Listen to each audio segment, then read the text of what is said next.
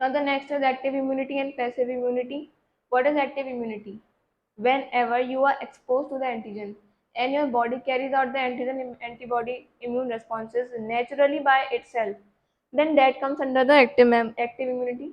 And passive immunity, when the ready-made antibodies are introduced in your body to fight against a kind of antigen which is already present in the body, then that is the passive immunity. So in active immunity, your body fights the antigen naturally by producing the antibodies itself, whereas in passive immunity the antibodies are injected into your blood so that your body does not have to produce those antibodies, or rather it is not able to produce those antibodies, and then it is easily able to fight the antigen.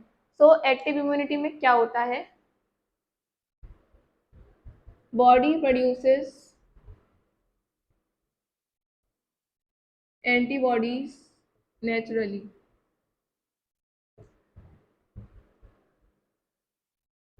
ठीक है, यहाँ पर antibody आपको inject करी जाती है, rather I would say readymade antibodies.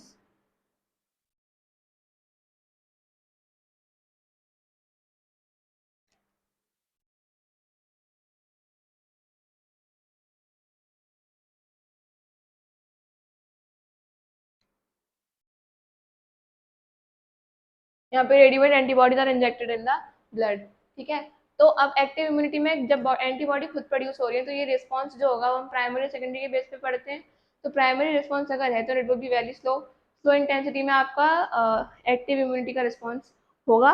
But passive immunity में antibody हमने जैसी डाली वैसे ही एंटीजन एंटीबॉडी रिएक्शन स्टिमुलेट हो जाएगा and it will B of high intensity. So active immunity is initially slow. Initially, it is of low intensity.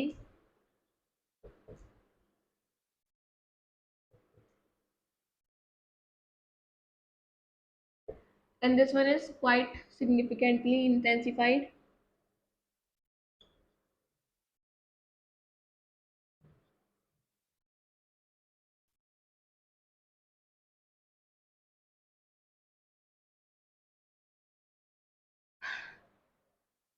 ठीक है, अब एक्टिव इम्यूनिटी में केसेस आते हैं. Natural active immunity and artificial active immunity. See naturally active means आपकी body में किसी antigen का एक्सपोजर हो रहा है और आपकी बॉडी एंटीबॉडी को प्रोड्यूस कर रही है अपने आप. ठीक है, लेकिन अगर मैं पैसिव एक्टिव इम्यूनिटी की बात करूं तो पैसिव एक्टिव इम्यूनिटी में क्या होगा?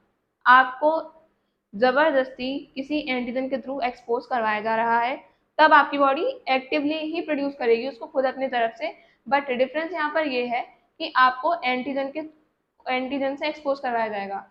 मतलब कि आपका जो वैक्सीन का केस होता है, तो वैक्सीन में क्या होता है, एंटीजन पैथोजन का एंटीजन होता है, या तो वो इंट्रोड्यूस किया जाता है बॉडी में, या फिर weakened microbes are introduce in the body, जो पहले से वीक होते हैं.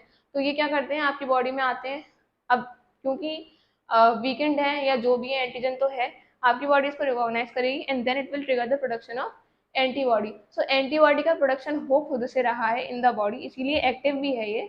बट नेचुरल और पैसिव में डिफरेंस हो जाता है. सो नेचुरल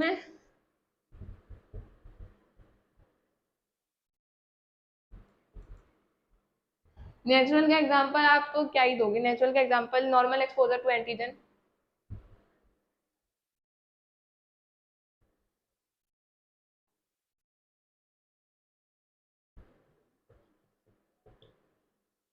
एंटीजन या फिर कोई माइक्रोब. ठीक है, आर्टिफिशियल एक्टिव इम्यूनिटी में क्या देंगे हम?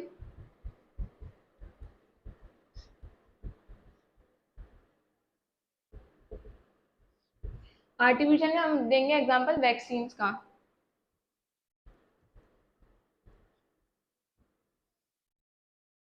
क्योंकि वैक्सीन में क्या होता है, या तो एंटीबॉडी प्रिपरेशन, सॉरी, या तो एंटीजन प्रिपरेशन होती है या फिर weakened dead microbes are introduced. इसमें क्या इंट्रोड्यूस हो रहा है? Weakened dead microbes are introduced in your body via vaccine. ठीक है, अब पैसिव इम्यूनिटी की मैं बात करूँ तो पैसिव इम्यूनिटी में आपके एंटीबॉडी नहीं बनानी बॉडी को, antibody will be injected from outside. अब इसमें भी होता है नेचुरल.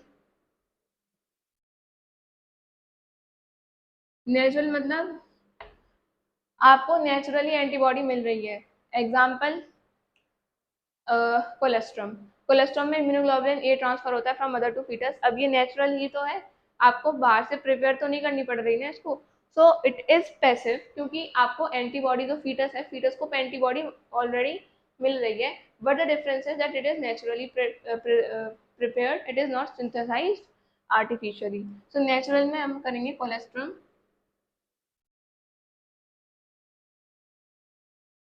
इसमें क्या होता है, IgA from mother to child. Denition and secretion होता है, it is rich in IgA so that it is transferred from mother to child and confers immunity, innate immunity और natural immunity to the child.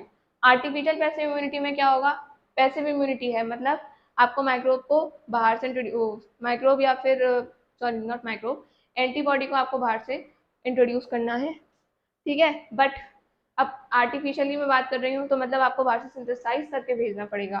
तो इसमें लेते हैं anti venom और anti tetanus serum.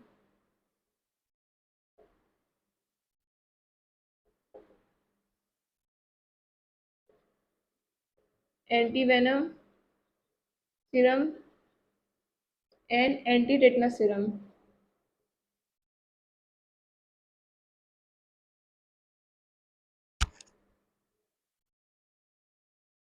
इनके लिए क्वाइट काफ़ी फास्ट रिस्पॉन्स चाहिए होता है, इम्यूनिटी का immune response, very fast immune response is required.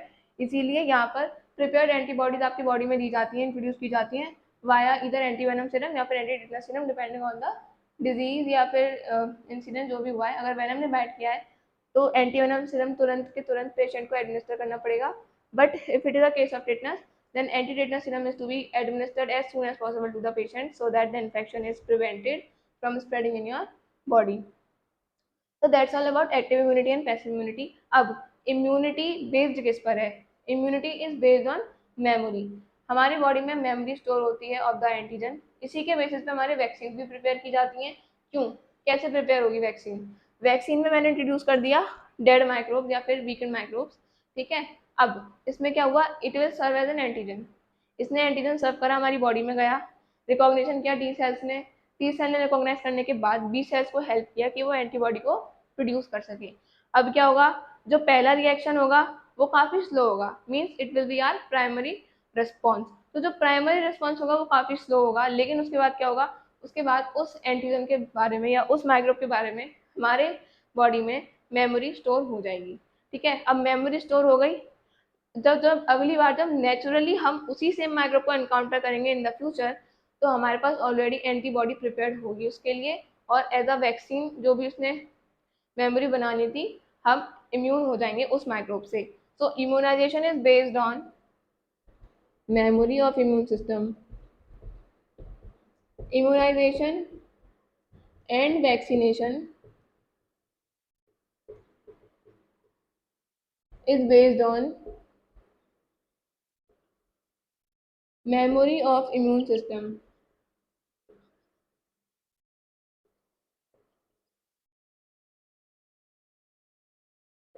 ठीक है, हमारे बॉडी में मेमोरी स्टोर हो गई उस एंटीजन के अकॉर्डिंग। तो अब हमारे पास जब सेकेंड टाइम वो इनकाउंटर सेम होगा तो हमारी बॉडी पे प्रॉपर एंटीबॉडी होगी उसको ट्रिगर करने के लिए। तो this is how vaccination and immunisation is going to work, ठीक है। बाकी बायोटेक्नोलॉजी के थ्रू काफ़ी ज़्यादा हेल्पफुल हो रही है एंटीजेनिक प्रॉपर्टीज़ को सिंथेसाइज करने में, जो सॉरी एंटीजेनिक पॉलीपेप्टाइड्स को आजकल हम बैक्टीरिया और ईस्ट में सिंथेसाइज कर रहे हैं। क्यों कर रहे हैं ऐसा, बिकॉज जो बैक्टीरिया और ईस्ट है यूनिसेलुलर ऑर्गेनिजम्स है, so divide very very fast.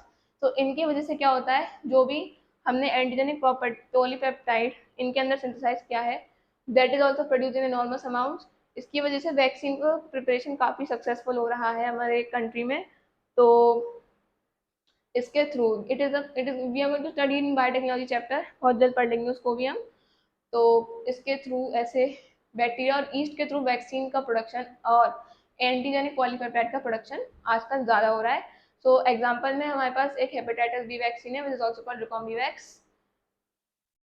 So it is produce from yeast. So इसमें क्वेश्चन ऐसा आता है, name a vaccine produce from recently produce from biotechnology. तो रिसेंटली फर्स्ट वैक्सीन जो हमारी कंट्री ने प्रिपेयर किया है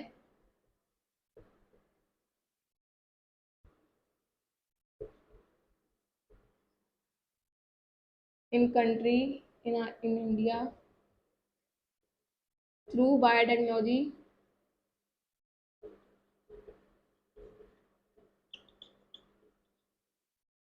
is hepatitis B vaccine,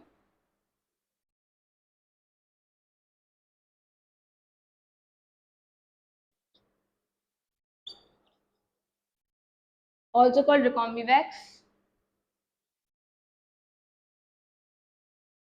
क्योंकि रिकॉम्बिनेंट डीएनए टेक्नोलॉजी के थ्रू प्रिपेयर की गई है। ठीक है, प्रोड्यूस किसके थ्रू की गई है? ईस्ट के थ्रू।